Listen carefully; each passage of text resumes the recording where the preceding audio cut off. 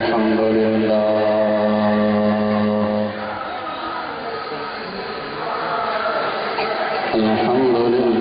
نحمده ونستعينه ونستغفره ونؤمن به ونتوكل عليه ونعوذ بالله من شرور أنفسنا ومن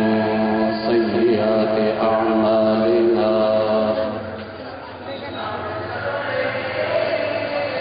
من يهده الله فلا مضل له ومن يضلله فلا هادي له ونشهد أن لا إله إلا الله وحده لا شريك له ونشهد أن سيدنا ومولانا محمدا عبده ورسوله أما بعد فأعوذ بالله من الشيطان الرجيم بسم الله الرحمن الرحيم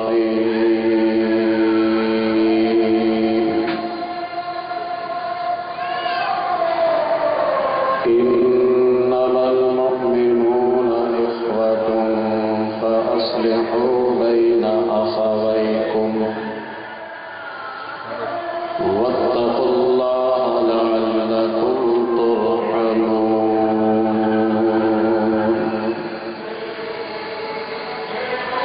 صدق الله مولانا العظيم وبلغنا رسوله النبي الكريم الأمين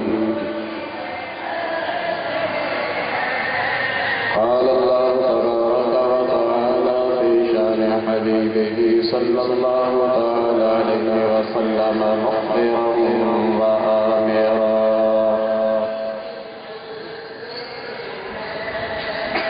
إن الله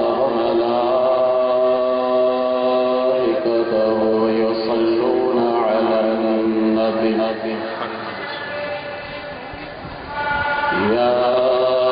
أيها الذين آمنوا صلوا عليه وسلموا تسليما اللهم صل على سيدنا ومولانا محمد وعلى آل سيدنا ومولانا محمد وأصحاب سيدنا ومولانا محمد وبارك وسلم الصلاة والسلام عليك يا رسول الله الصلاة والسلام عليك يا حبيب الله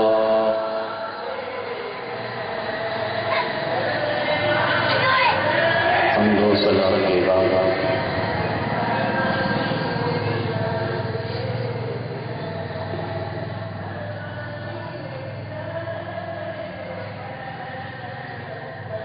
میں اور آپ ایک عظیم الشان محفل میلاد النبی صلی اللہ علیہ وآلہ وسلم میں بیٹھے ہیں اور اپنے پیارے آقا جناب احمد مصطفیٰ محمد مصطفیٰ صلی اللہ تعالی علیہ وآلہ وسلم کا ذکر و اذکار سن رہی ہیں اور اس سے پہلے سن بھی چکے ہیں۔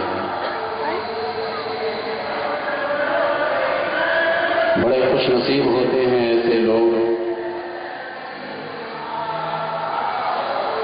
جن کا مال نبی کریم علیہ الصلاۃ والسلام کی محفل میں لگتا ہے۔ اصل معنوں میں یہی مال جو دین کے راستے میں لگتا ہے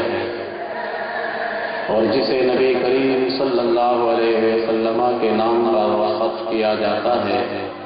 یہی مال آپ کے لیے مال ہے۔ باقی تو سب بیکار ہے۔ تو قابل داد ہیں جناب شاہد صاحب کہ ہر سال ایک عظیم الشان محفل میلاد مصطفیٰ صلی اللہ علیہ وسلم کا اہتمام کرتے ہیں،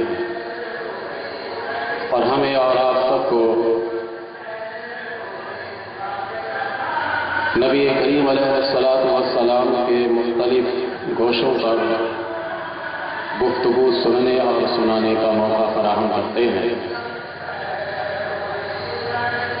یہ سب کچھ یقیناً ان کے تمام گھر والوں کے لیے بھی باعث برکت ہے، ان کے والدین کے لیے بھی سرمایہ آخرت ہے، اور ان کے ان دوست و احباب کے لیے بھی باعث افتخار ہے جو ان کے ساتھ مل کر کام کیا کرتے ہیں۔ مجھ سے قبل اخی محترم مولانا ممتاز علی اشرفی زیدہ شرفہ کی تقریر سماعت فرما رہے تھے۔ میں آپ حضرات کے سامنے کس عنوان پر خطاب کروں گا یہ آپ نے پہلے سن لیا ہے۔ نبی کریم صلی اللہ علیہ وسلم کی حکمرانی۔ سبحان اللہ۔ چونکہ اس قسم کی جو محافل ہوتی ہیں،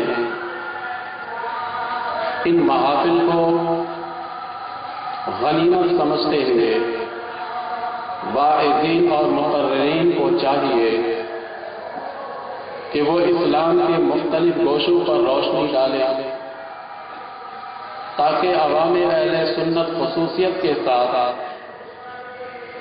نبی کریم علیہ السلام اور اسلام کی حقانیت کو مختلف زاویے سے سمجھ سکیں۔ نبی کریم علیہ السلام کی تعریف و توصیف صرف یہ نہیں ہے کہ آپ کے ذات کریمہ کے فضائل و کمالات پر روشنی ڈالی جائے، بلکہ اس سے آگے بڑھ کر ہر وہ چیز جس کا تعلق نبی کریم علیہ السلام کے ذات سے ہو، آپ کے لائے ہوئے دین سے ہو، ان سب کی بھی بڑائی اور فضیلت اور عظمت بیان کریں گے تو حقیقت معنوں میں یہ نبی کریم صلی اللہ علیہ وسلم کی تعریف ہی ہوگی۔ ہمارا یہ دعویٰ رہتا ہے، اور اکثر علماء یہ اسٹیج پر کہتے بھی رہتے ہیں کہ بھائی غیروں کی طرف جب آپ نظر کرتے ہیں، غیروں کی طرف آپ دیکھتے ہیں، تو کیا آپ کے اسلام میں اور آپ کے پیارے آقا صلی اللہ علیہ وسلم کے اسوہ حسنہ میں وہ چیزیں نہیں ہیں؟ تو ہمیں ثابت بھی کرنا چاہیے، ہمیں بتانا بھی چاہیے کہ واقعی نبی کریم علیہ السلام کی سیرت طیبہ میں وہ ساری چیزیں موجود ہیں۔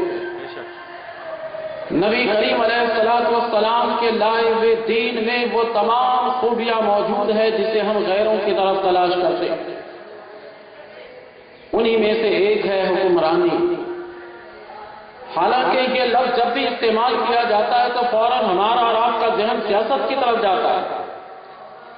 اگر سیاست کی طرف چلا بھی جائے ہمارا اور آپ کا ذہن تو اس سے کوئی خرابی لازم نہیں آتی، کیونکہ اسلام نے اسے بھی سکھایا ہے۔ حکمرانی انسان اس وقت تک نہیں کر سکتا جب تک کہ سیاست نہ کرے، سماج میں کوئی کام نہ کرے، جب تک کہ انسان ان کاموں کو فلاح و بہبود کے لیے کام نہ کرے وہ اس وقت تک حکمرانی کر ہی نہیں سکتا۔ یہ ساری کی ساری چیزیں حکمرانی کا حصہ ہے، اس لیے اسے آپ اگر بغور سنیں گے اور سمجھیں گے تو انشاءاللہ آپ کے اندر ایک علمی اضافہ ہوگا،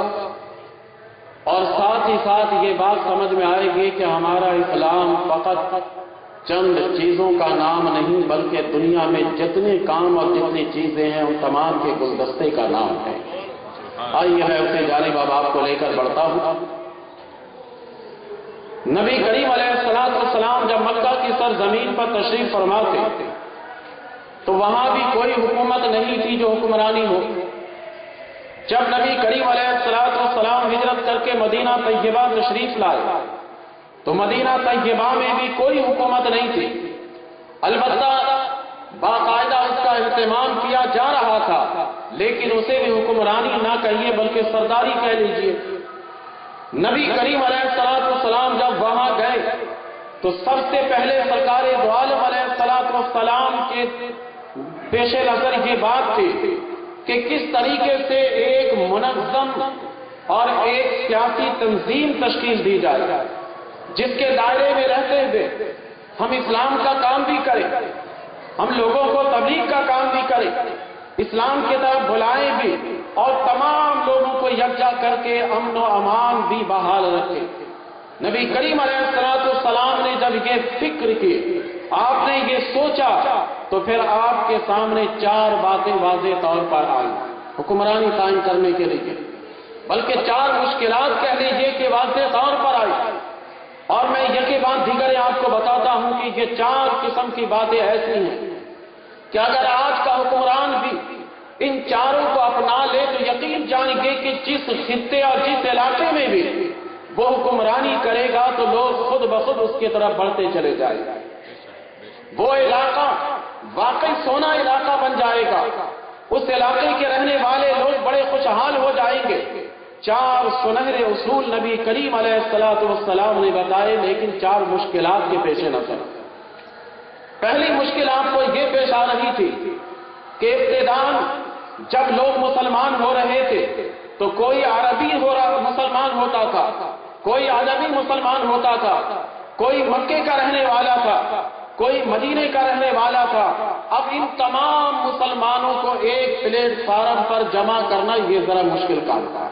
پہلے تو اپنے گھر کی خبر لیں گے، حکمرانی قائم کرنے کے لیے پہلے اپنے لوگوں کو یکجا کیا جاتا ہے۔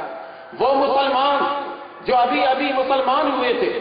ابھی ان کے اندر سے عصبیت ختم نہیں ہوئی تھی، ابھی ان کے اندر سے لسانیت ختم نہیں ہوئی تھی، ابھی ان کے اندر قبیلے کی ہمدردی اور قبیلے کی بات چل رہی تھی۔ نبی کریم علیہ السلام چاہ رہے تھے کہ کسی صورت سے پہلے مسلمانوں کو یکجا کیا جائے۔ تو سب سے پہلا مسئلہ درپیش جو آ رہا تھا وہ یہ تھا کہ مسلمانوں کو کیسے یکجا کیا جائے،